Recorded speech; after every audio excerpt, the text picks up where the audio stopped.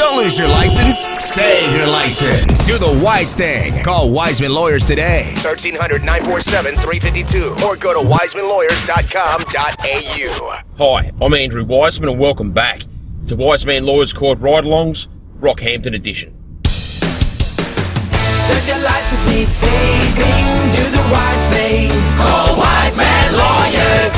Does your license need saving? Do the wise thing. Call Wiseman Lawyers.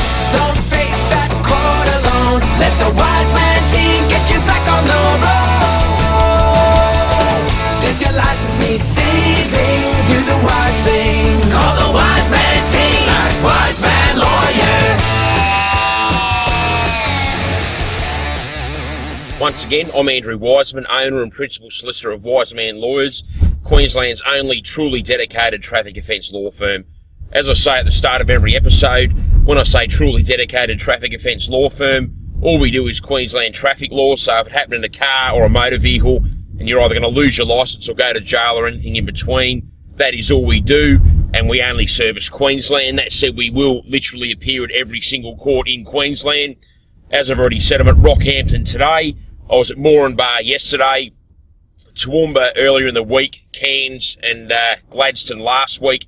And as you'll see from the images displaying on the screen now, we will and do literally go anywhere in Queensland. Okay, so the gentleman that's engaged me today, he's in his late 40s. He's a fitter and turner slash machinist with one of the mines that operates about 2 hours outside of Rockhampton. So, like any miner, driver's licence is pivotal in the role. If you can't get to your job sites and varying breakdowns or locations where you have to machine your various components, you can't do your job once you're there. If you can't get there, you can't do it. And obviously, given that he's in a regional location, 2 hours outside of Rockhampton, he needs to drive considerable distances to get it to his place of work and home again. So, again, if he loses his licence today, it's almost certain that he will lose his job. He's been charged with careless driving. So what that means is, well, in a nutshell, there's two types of charges that someone can receive when they're either alleged to have driven in a careless or dangerous manner. The first one being careless driving, or otherwise known as driving without due care and attention. And the more aggravated version is dangerous driving. Dangerous driving is actually a criminal offence. So aside from the fact that it's practically more serious as far as a person's history goes, they're going outside of traffic offending and going into criminal offending.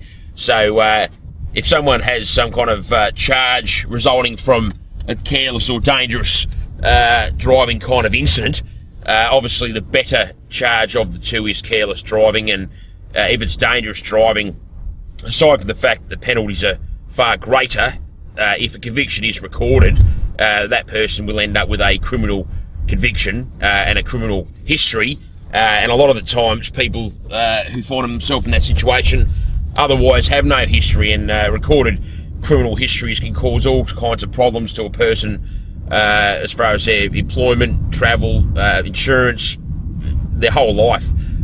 So I just want to distinguish between criminal and traffic offence. Literally every offence that occurs in a car is deemed a traffic offence, to be said in the same sentence as a speeding ticket, except for dangerous driving, or otherwise known as dangerous operation of a motor vehicle. So the fact that he's been charged with careless driving as opposed to dangerous driving in itself is a good thing, because it's the less serious of the two. A, because the penalties are different or less, and more importantly because it's a traffic offence, not a criminal offence. So in a nutshell, he was driving along. It was about a 1 hour journey, driving from Rockhampton westbound. He was about 50 minutes into the journey. He came to quite a busy intersection. There was a school bus to the left at a bus stop, dropping children off. There was a lot of children mulling around the rear of the bus, and as well as other children getting off. They were all sort of primary school aged children, susceptible to make spur of the moment decisions such as running onto the road, etc. So my client was mindful of this, and as he was overtaking this bus at not much quicker than a walking pace, he was visualising the school children, and as a consequence he probably wasn't giving the road ahead of him as much attention as he should have, and basically when he got around the school bus, a black car, stationary, indicating to turn right, appeared effectively out of nowhere, and my client rear-ended him. There was no injuries, but obviously there was vehicular damage. Now, as far as penalties go, there's no maximum. If the magistrate chooses to, they can give a lifetime loss of licence, an absolute loss of licence. But on the flip side, there's no mandatory minimum disqualification. So the magistrate, unlike with drink driving and various other offences, the magistrate is not compelled to disqualify my client's licence, but at the same time, they're very much within their rights to do so. And obviously, if he was to lose his licence, I've already outlined the hardships that he would suffer. In a nutshell, he'd lose his employment.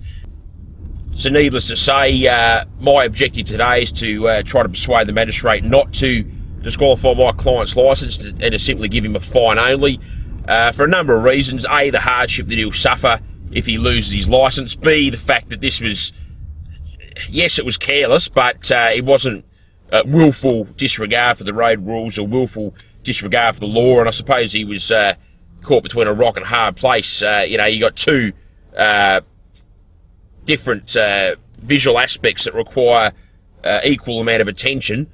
He's trying to make sure that he, maintains the safety of these school children, but he's got to balance that with maintaining the safety of other road users, and obviously he's fallen short of that by focusing too much to the left and not enough to straight ahead. So, hardship, the fact that it wasn't a willful act of, careless driving on the road, notwithstanding the fact that at law it still was careless. He's got very little traffic history. There's most certainly nothing of this type. There's no previous drink drivings or, I can probably count on one hand the amount of offences he's got, and they're all sort of speeding tickets and nothing of note. So he's minimal history, and as I like to do on occasions, particularly with careless driving, I've brought case law, and I've prepared a written submission of that case law, which I've already forwarded to the court and police prosecutions, effectively outlining similar offending where the persons haven't lost their licence. In a nutshell, one of the cases that I'm going to be referring to was a driver with a passenger. That driver fell asleep at the wheel, drifted, basically mounted the road island in the centre and collided with trees that were situated within that road island. There was no injuries as such, but obviously the vehicle was written off, and there was a passenger who, had the life scared out of him. As I said, that person received a fine only. And the other case that I'm going to be referring to, similarly, there was no passenger, but he collided with a turning vehicle. So obviously the driver of the other vehicle was involved. Again, no injuries, but vehicle was effectively written off. And again, that person didn't lose their licence. So they're similar and perhaps slightly more serious, because both of the cases that I'm referring to were at not high speed. They were within the speed limit, but higher speeds, whereas my client today's collision, or fender bender, if you will, occurred, as I said, not much faster than walking pace. So in a nutshell, worst case scenario today, absolute loss of licence. Best case, fine only. Look, to be frank, I'll be disappointed if there's any kind of disqualification, even if it's only a month or 2 months. I'm really going to be pushing hard for a fine only for the reasons I've already outlined. And yeah, as I said, I'll be as disappointed as the client if I'm not able to achieve that. But coming up to the courthouse now, just find a park. And I'll head on in, meet the client, get this job done, and I'll see you back in the car after I've finished and let you know what the outcome was. Your license needs saving. Just take your phone up, call the Wiseman lawyer, and they can help you out in many ways. Yeah, if your Joel of Sunshine Coast writes, Dear Andrew, I would like to thank you for the outstanding result in court on my behalf. I am extremely happy with your firm. Greg has always been very professional, kind, patient, and reassuring. You have made me feel very comfortable from the start, with your no-nonsense attitude, and very clear and positive approach. I was very impressed by the overall professionalism and straightforward performance that delivered the most outstanding result, especially considering my situation. I would recommend your fantastic and honest services to anyone in the future.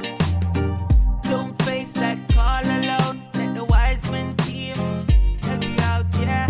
Don't face that call alone. Let the Wiseman team help you out. Rightio. And just listen what I say. Let's call them any time of the day. All right, job done. And that will help you rock your. Now, you remember when I went in there, I told you that the worst case scenario was an absolute loss of driver's licence. Obviously, the next worst scenario was any kind of loss of licence, and best case scenario was a fine only.